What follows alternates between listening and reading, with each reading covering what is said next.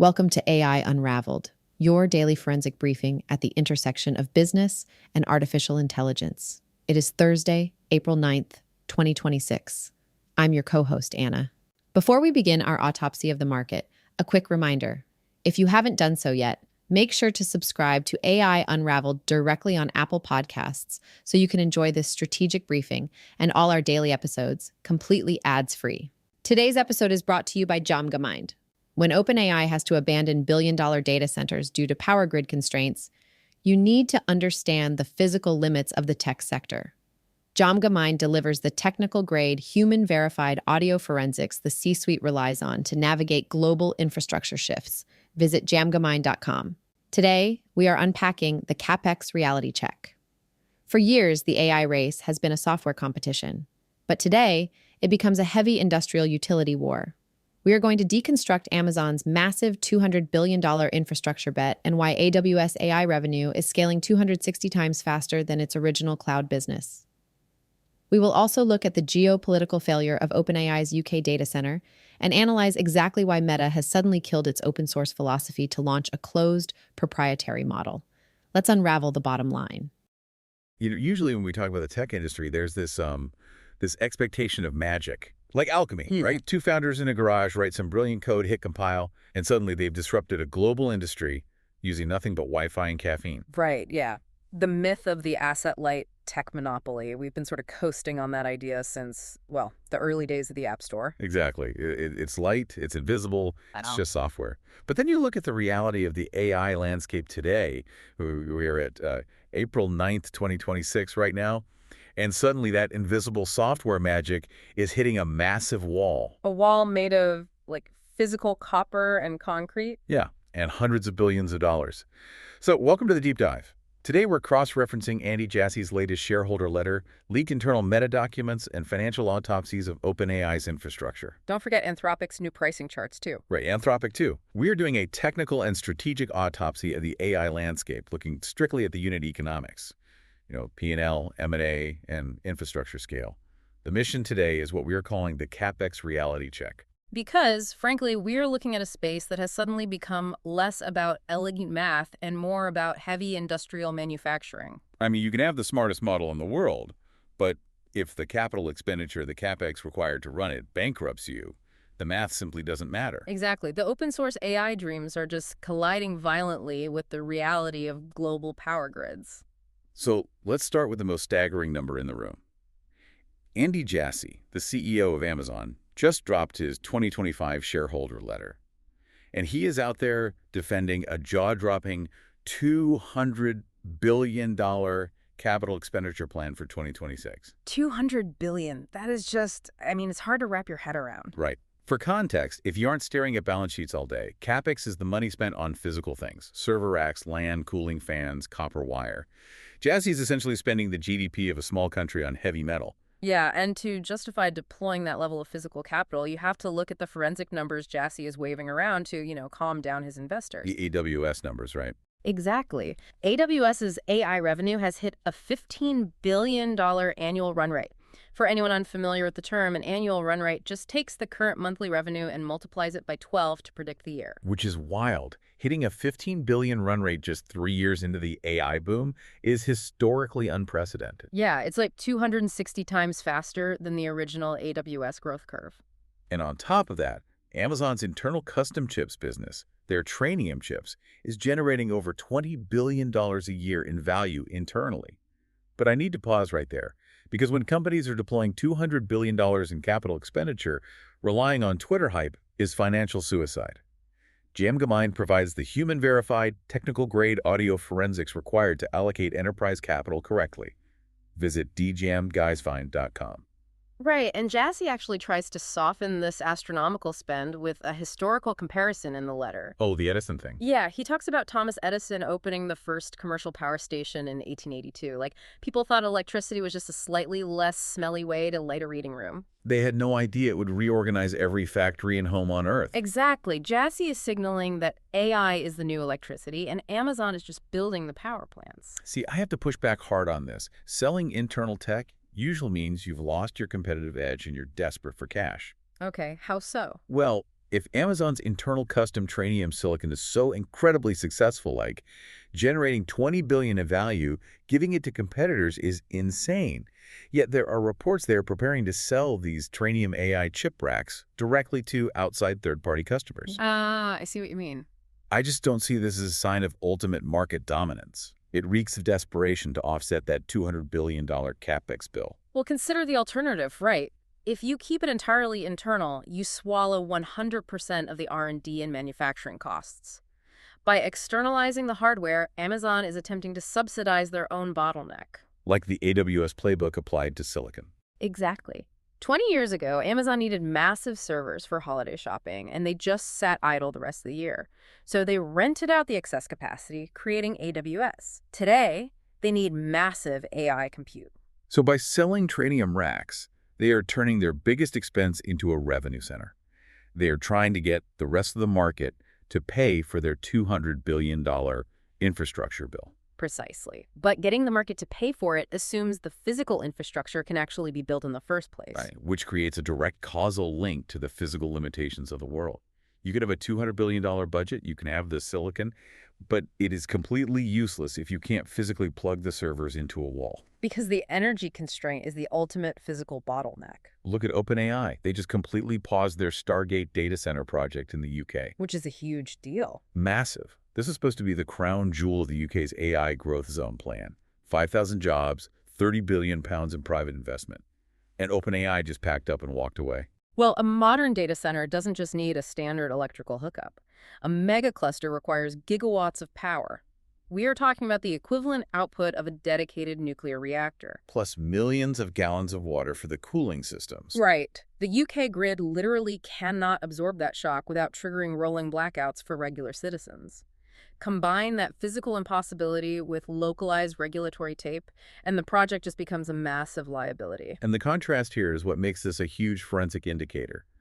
The UK project is dead in the water, but OpenAI's $500 billion US effort is steaming ahead. Yeah, they are already training AI systems at their massive Texas facility. And they have active expansion projects underway in the UAE and Norway, funded by this gargantuan coalition of Oracle, MGX, and SoftBank. So if you are an investor or an enterprise strategist listening to this, the implication is staggering. Sovereign nations, G7 countries like the UK, are literally dropping out of the global AI race. Not because they lack brilliant software engineers. No, because they cannot provide cheap enough electricity for these industrial mega clusters.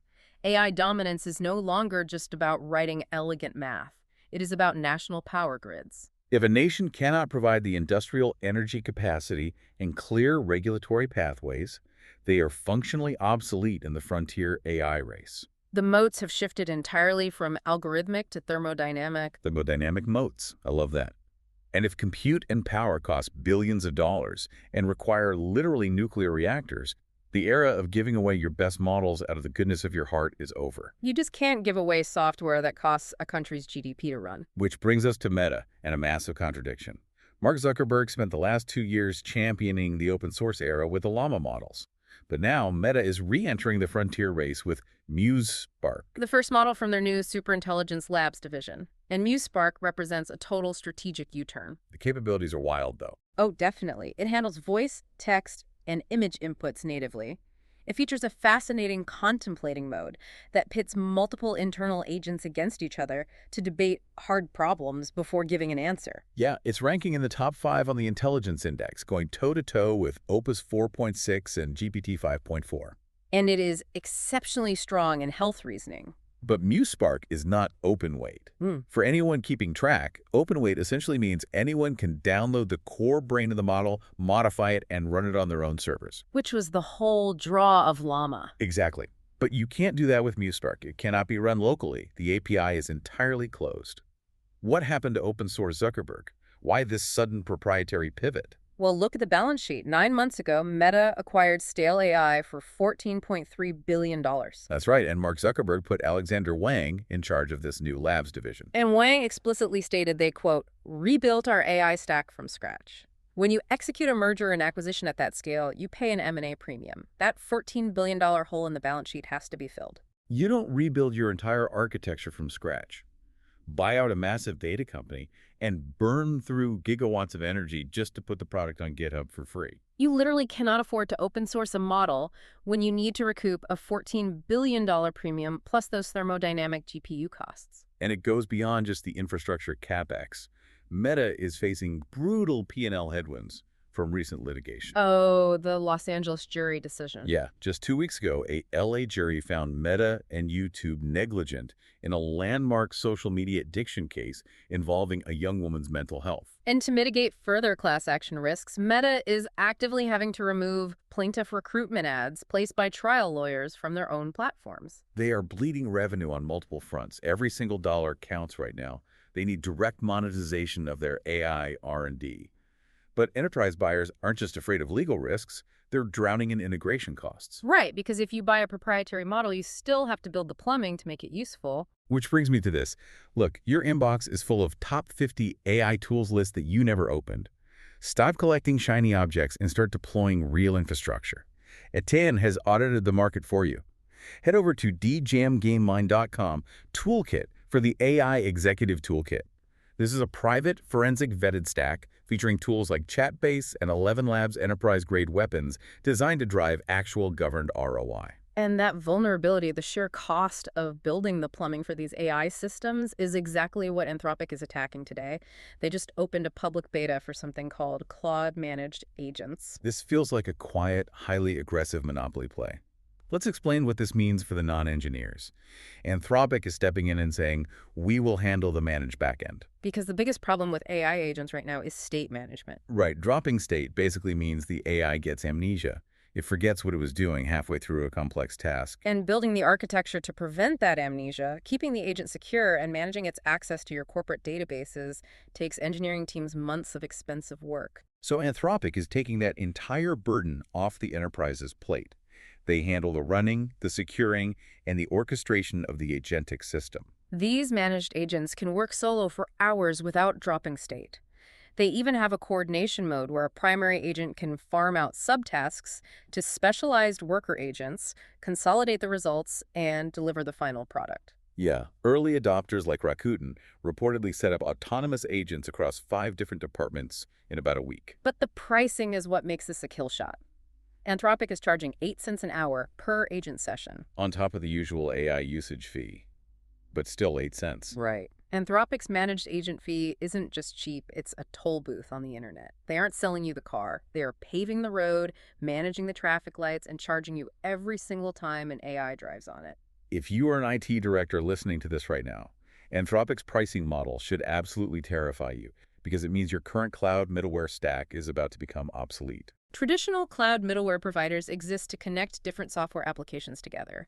If Anthropic handles the plumbing, the security, and the orchestration for pennies an hour, why do you need Oracle or IBM middleware? Anthropic is shifting from being an AI lab that makes smart chatbots to positioning themselves as the new operating system for the enterprise. And this transition from expensive upfront flat-rate subscriptions to pure consumption-based pricing is proving to be financially lethal to competitors. Take Perplexity, for example. Oh yeah, they just hit an estimated $450 million in annual recurring revenue. That is a 50% monthly jump. And they achieved that massive ARR spike by tying their revenue directly to consumption. They introduced new agentic computer tasks. So instead of paying $20 a month for unlimited chat, you pay for exactly what the agent consumes while executing a complex research task. Exactly. As users rely more on these autonomous actions, the compute usage scales and the revenue scales exponentially alongside it. The unit economics of consumption-based models are completely outperforming traditional SaaS subscriptions. Okay, so the corporate financial success is undeniable, right? 450 million ARR for Perplexity, the 15 billion AWS run rate. The enterprise strategy makes sense on paper. Oh, sure. But there's a massive gaping hole in this entire economic model, and it's the end-user reality. The human element is actively rebelling against the Capex mandate. Well, the hyperscalers are deploying $200 billion based on the assumption of mass, frictionless adoption. If the users reject the tools, the entire consumption-based revenue model collapses. And they are rejecting it hard. A new Gallup poll just dropped, and the statistics are brutal. Gen Z's hopefulness about AI has plummeted to 18%. Wow. Nearly a third say interacting with AI makes them feel actively angry. 35% are very concerned about its advancement. And it's not just pessimistic students, right? Not at all. 80% of white-collar workers are outright refusing corporate AI adoption mandates. 8 out of 10 workers are looking at these expensive new tools and saying no. Which is terrifying for the balance sheet. If the exact demographic you need to consume these agentic tasks, knowledge workers, and the next generation of employees is actively rebelling, your path to recouping that $200 billion just evaporates. So how do corporations respond to this rebellion? By forcing it in the most embarrassing way possible. Let's look at the leaked Meta internal leaderboard. Oh, Claudionomics. Yeah, someone inside Meta built an internet tracker called Claudionomics. It ranks 85,000 Meta employees on their AI token consumption. For context, think of a token as roughly a syllable or a fraction of a word processed by the AI. Every token costs a fraction of a cent in compute power. According to the leak, Meta employees burned through 60 trillion tokens in 30 days. 60 trillion. Unbelievable. And why do they do it? So they could earn gamified corporate titles like Token Legend or Session Immortal. This is the absolute definition of Goodhart's law. When a measure becomes a target, it ceases to be a good measure. This is exactly like measuring a software developer's worth by how many lines of code they write. It just incentivizes bloating the system with useless garbage. And the math gets even darker when you connect this behavior back to the infrastructure constraints we talked about earlier. Volume without outcome tracking isn't just pointless, it is actively destructive to the ROI. Because of the energy costs. Right. Remember the gigawatts of power, the nuclear-level energy demands, the millions of gallons of cooling water. Meta is paying for all of that physical infrastructure just so an employee can burn 60 trillion tokens asking an AI to generate useless data. Just to win a title called Token Legend. It threatens the exact Capex deployments Andy Jassy and Mark Zuckerberg are defending. If this highly gamified, financially wasteful behavior is what good usage looks like internally at Meta, the broader enterprise adoption metrics we are seeing across the industry might be fundamentally hollow. So, what does this all mean for you listening? Let's bring this back to the core mission of today's deep dive. We started by stripping away the invisible magic of software, and the reality check is unavoidable. Software models, no matter how brilliant the mathematics, are completely useless without physical power grids, heavy industrial cooling systems, and massive real estate. Those beautiful open source ideals of the early AI boom. They vanish instantly when the capital expenditures hit hundreds of billions of dollars, and M&A premiums require closed APIs to monetize. You simply cannot open source a nuclear-powered data center. Exactly. The implications of that physical reality are profound. If energy capacity and infrastructure capex are the ultimate moats, then the future of AI won't be dictated by the smartest researchers in Silicon Valley. It will be dictated by the utility companies and the hyperscalers controlling the physical power grid. We are not just investing in revolutionary software. We are funding the next generation of digital utility monopolies. Yeah, it's a completely different paradigm. But here is something else to consider before we wrap up. If the primary bottleneck to AI dominance is physical energy, and sovereign nations like the UK are dropping out because they cannot power these grids. Where are you going with this? Well, how long before we see the first geopolitical conflict fought, not over oil or physical territory, but over access to nuclear power, specifically earmarked for AI data centers? When compute equals national security, the power plant becomes the most contested asset on Earth. Wow, that is a chilling thought to leave on. That is the multi-billion-dollar reality. Subscribe to AI Unraveled on Apple Podcasts to always listen completely ads-free. That concludes our forensic business rundown for April 9th. The strategic signal for today is physical constraints.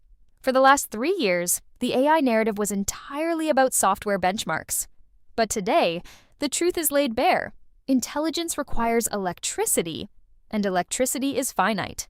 OpenAI is being forced to abandon billion-dollar data centers because they literally cannot secure the power. Amazon is spending $200,000 just to keep the lights on and the chips running. And Meta has realized that when compute costs this much, you cannot give your frontier models away for free. The open source honeymoon is over. The era of industrial proprietary intelligence has begun. If you want to survive this shift, your inbox full of top 50 AI tools PDFs isn't going to save you. You need enterprise-grade solutions. Head over to DjamgaMind.com toolkit for our AI Executive Toolkit. We have audited the entire market to bring you a forensic vetted list of platforms that actually work, complete with exclusive listener perks so you can deploy real infrastructure today. This episode was made possible by DjamgaMind. Hit subscribe on Apple Podcasts to enjoy this briefing completely ads-free. I'm Anna. Stay sharp and keep unraveling the future. And before you go, if your company is building the tools that power the workflows we talked about today, I'd love to showcase them to this audience. We don't just run ads, we build technical simulations that prove your value. Let's build something together. Visit jamgamind.com/partners to get started. Until next time, keep building.